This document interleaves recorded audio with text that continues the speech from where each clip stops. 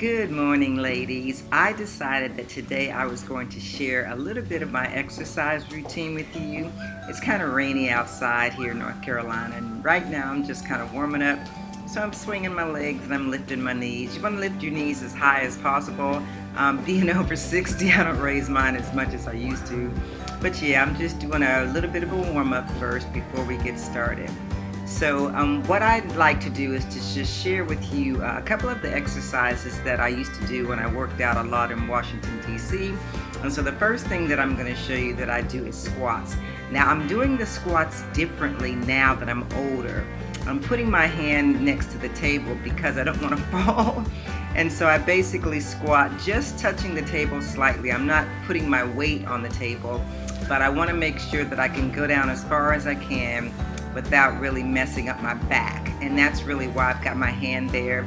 Normally I would do my squats with weights in my hand and I would just kind of go down one side of the room to the other, but again, because I'm having back problems right now, I decided to do it that way.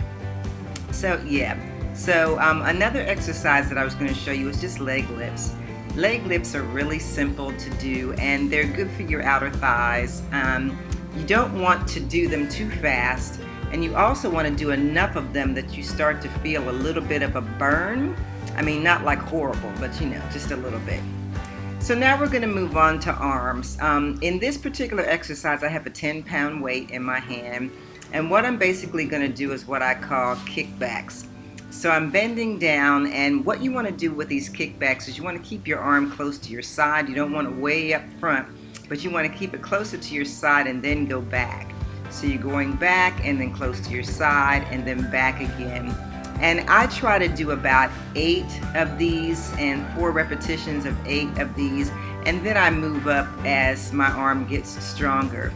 Right now I'm using 10 pounds, but I usually use 8 pounds sometimes because I'm not as strong as I used to be. So you don't want to start too heavy. So even if you can only start with like 3 pounds, start with 3 pounds because that's just as good. And the point is just to get a good motion. You don't want to go too fast, and again, make sure that arm is close to your side. So what I'm going to do right now with the weight is, since I'm working on legs and arms, usually people work on them separately, but I'm working on legs and arms, and so I'm going to do some squats with the weight. And so I go down as far as I can, not too far, and I watch to make sure my knees aren't going over the fronts of my toes on my sneakers. Now you can do this with weights or without, and you can spread your legs further than I've spread mine, but the key is to sit back as much as you can. Okay, now we're going to work on a different exercise that I really like. I start with a half curl.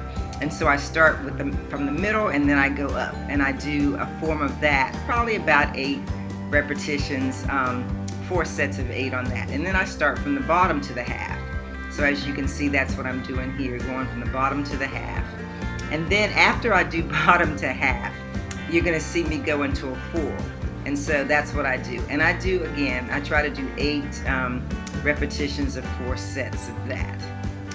So that's my routine for the most part. So I just want to share that with you guys. Hope you enjoyed that, and happy exercising.